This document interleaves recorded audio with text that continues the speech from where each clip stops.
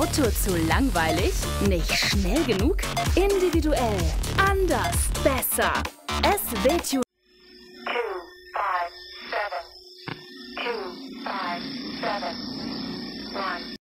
Herzlich willkommen bei SW-Tuning Television. Mein Name ist Sebastian Wagenblast und ich zeige euch heute den Ein- und Ausbau von den Rückleuchten vom Mazda MX5 Typ ND und zugleich auch dieses Umrüsten auf unsere LED-Rückleuchten, ja, wo bei uns im Shop zu erwerben sind, mit dynamischem Blinker, leitbar in Voll-LED. Ja, lasst euch da überraschen.